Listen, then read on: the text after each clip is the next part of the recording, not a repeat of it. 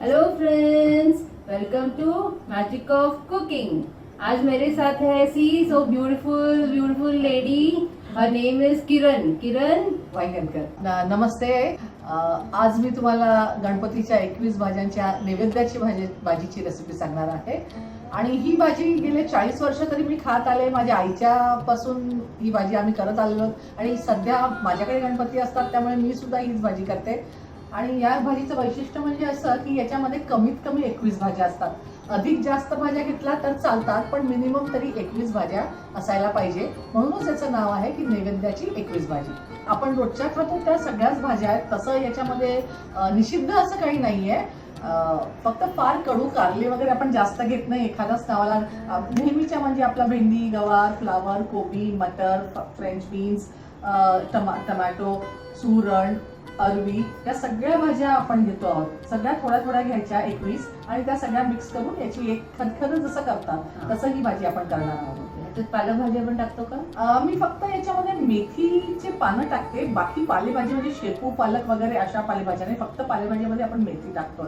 बरं, या भाजीचं वैशिष्ट्य म्हणजे याच्यात आपण कुठलाच मसाला नाही वापरणार आहोत। ही कारण की नैवेद्याची भाजी आहे, याच्यामध्ये फक्त जिरे, मोहरी आणि आलं आणि हिरवी मिरची, कोथिंबीर हे एवढंच पडणार आणि हळद। त्या व्यतिरिक्त याच्यामध्ये कुठलाही मसाला नाही। आपण या भाजीची आता आधी पूर्व तयारी बघून घेऊया। ओके, चलो। आता मी आपल्याला ह्या भाजीसाठी लागणाऱ्या फोडणीचं साहित्य दाखवते। आपण इकडे घेतलं आहे मोहरी, जिरे, हिंग, हळद, कढीपत्ता, आलं आणि मिरची। आलं मिरची ही वाटून घेतलेली आहे, ओलं खोबरं आणि कोथिंबीर। या भाजीसाठी हे एवढंच फोडणीचं साहित्य गरजेचं आहे। याच्या व्यतिरिक्त आपण यामध्ये अधिक मसाला टाकणार नाही आहोत। आता आपण बाप्पाच्या नैवेद्यासाठी लागणारी भाजी बघूयात।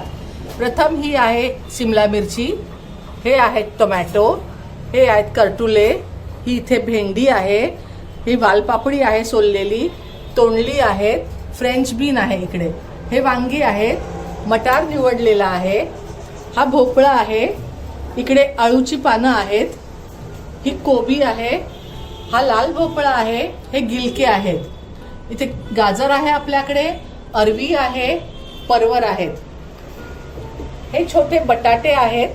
तुम्हाला छोटे बटाटे मिळाले नाही तर मोठे बटाटे सुद्धा काप करून घेऊ शकतो।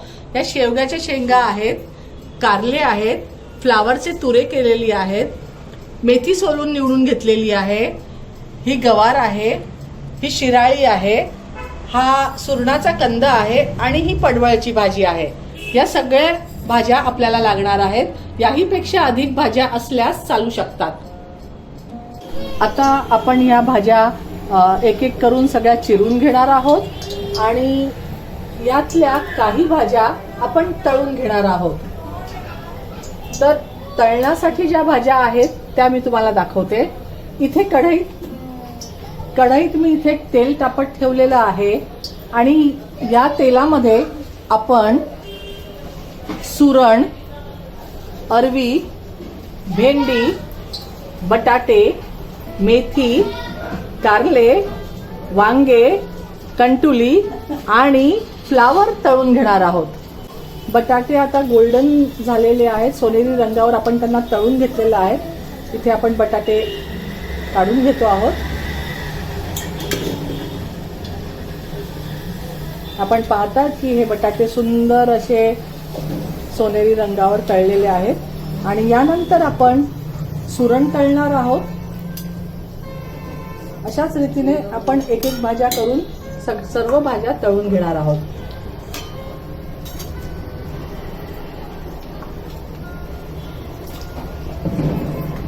हे सुरणाचे काप आहेत, हे आपण तळणार आहोत। आता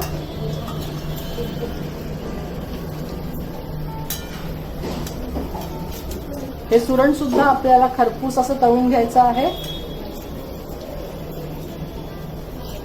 ही भाजी करताना कोणतंही प्रमाण असं नाहीये, जी भाजी तुम्हाला जास्त आवडत असेल ती तुम्ही घेऊ शकता। आलं आणि मिरचीचं प्रमाण सुद्धा तेच आहे, तुम्हाला जर तिखट हवी असेल तर जास्त मिरची घ्या।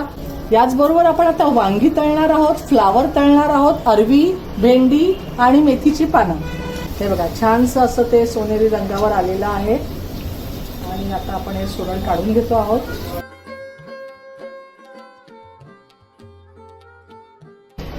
आपण ही थोडीशी भेंडी आहे ती आधी परततो आहोत, तळतो आहोत.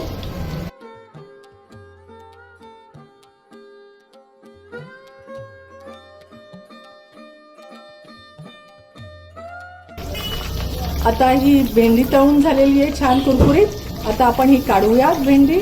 मेथीची पानं सुद्धा तळून घेऊया. मेथी तळल्यामुळे त्याचा थोडासा कडवटपणा सुद्धा नाहीसा होतो. आता आपण अरवी टाकणार आहोत तळायला.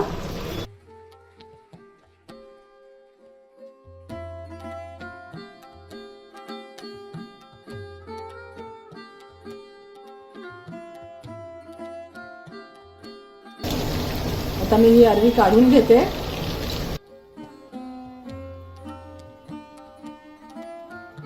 कारल्याच्या या चक्क्या तुम्हाला दिसत आहेत त्या मी कारल्याच्या चक्क्या आता परतून घेणार आहे. आता हे कारले तळून घेतलेले आहेत आपण. छान मस्त कारले तळलेले आहेत इथे मी. हे बघा. यानंतर मी अशाच रीतीने कंटुल्याची भाजी सुद्धा तळून घेणार आहे.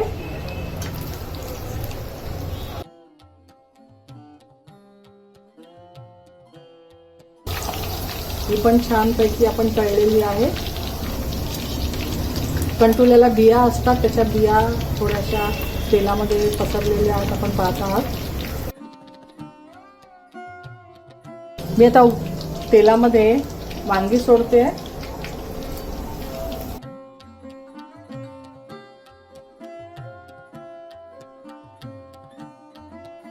या सगळ्या भाज्या आपण चिरून घेतलेल्या आहेत. हे आपल्याला दिसत आहेत. सगळ्या भाज्या व्यवस्थित चिरलेल्या आहेत. या भाज्या आपण तळून घेतलेल्या आहेत, त्या मी एकत्र करून ठेवलेल्या आहेत. या सगळ्या भाज्या चिरलेल्या आहेत आणि आता आपण या सगळ्या भाज्या फोडणीस देणार आहोत. हे तेल टाकलेले आहे. मी मोहरी, जिरे, हिंग, हा कढीपत्ता टाकते.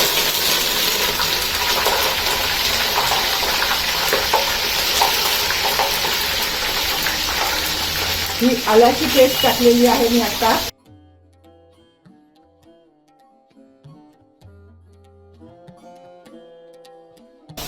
आणि आता मी ही भरडलेली मिरची टाकत आहे याच्यामध्ये. या भाजीत आपण कांदा, लसूण वगैरे इतर कसलेही मसाले वापरणार नाही आहोत.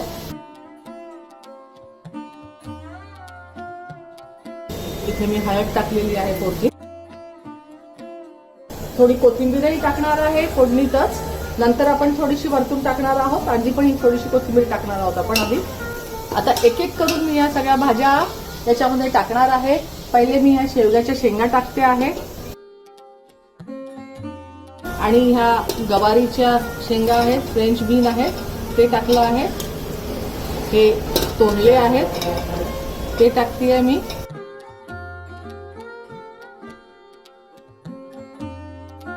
हे परवर आहे, परवरचे काप केलेले आहेत, ते टाकले आहेत. ज्या भाज्या लवकर शिजणाऱ्या आहेत ते आपण शेवटी टाकणार आहोत.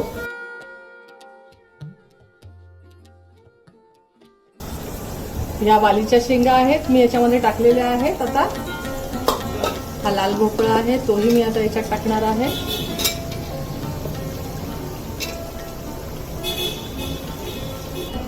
आता मी याच्यात थोडंसं ओलं खोबरं टाकून घेणार आहे. वरतून टाकण्यासाठी ओलं खोबरं आपण नंतर टाकणार आहोत. आधी थोडंसं मी फोडणीत टाकते आहे. आता या आपण तळून घेतलेल्या भाज्या ज्या होत्या त्या सुद्धा मी ह्या सगळ्या एकत्र करते आहे आणि याच्यात टाकते आहे आणि व्यवस्थित ती भाजी हलवते खालपासून. या भाजीला थोडंसं अधिकचं तेल हवं असतं.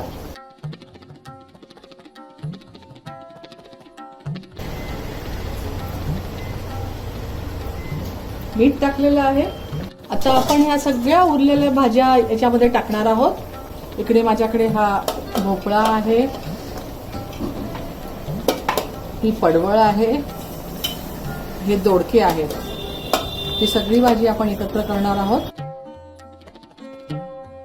गिलके आहेत शिमला मिरची आपण शेवटी टाकणार आहोत, कारण की ती पटकन शिजते, त्यामुळे आपण ती शेवटी टाकणार आहोत. शिमला मिरची, कोबी आपण शेवटी टाकणार आहोत. आता मी ही व्यवस्थित ही भाजी हलवून घेते आहे.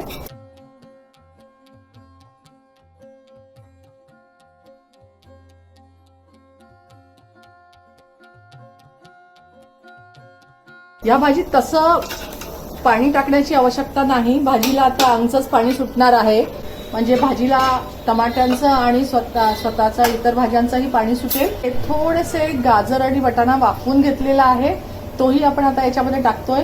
बघा किती अतिशय सुंदर आणि रंगतदार अशी रंगीत ही भाजी झालेली आहे. आता ही भाजी आपण व्यवस्थित ढवळून घेणार आहोत. थोडासा हा कोबीही टाकते आहे याच वेळेस त्या भाजीमध्ये. थोडी शिमला मिरची आहे. हे सगळं आता छान हलवून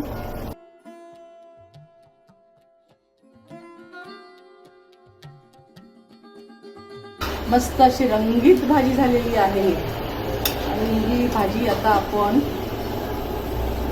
झाकण घालून शिजण्यास ठेवणार आहोत. आपण भाजी आता ही ताटावर पाणी घालून शिजायला ठेवलेली होती. आता मी एक 5-7 मिनिटांनी ही भाजी बघते कशी झाली आहे ती. आपण ही भाजी उघडूयात आणि बघूयात कशी झालेली आहे. खमंग सुहास असा मस्त भाजीचा वास येतोय. 2 मिनिटं याला एक दणदणीत वाफ द्यायची आणि गॅस बंद करायचा. ही दिसते आपल्याला ही भाजी आता शिजलेली आहे. हे छोटे बटाटेही शिजलेले आहेत, हे सुरण शिजलेलं आहे, सगळेच हे वांगे आपण तळूनच घेतलेले होते. सगळ्या भाज्या शिजलेल्या आहेत. भाजीला आता तेल आणि सुटलेलं आहे. ही आता आपली भाजी झालेली आहे. आपण सजावटीसाठी याच्यावरती कोथिंबीर टाकणार आहोत भरपूर, आणि ओलं खोबरे देखील टाकणार आहोत. आणि अशा प्रकारची ही आपली 21 भाज्यांची भाजी, अर्थात याच्यात 21 पेक्षा जास्तही भाज्या आहेत, नैवेद्यासाठी तयार. आणि आता मी ही भाजी बाप्पाला नैवेद्यासाठी दाखवणार आहे. धन्यवाद.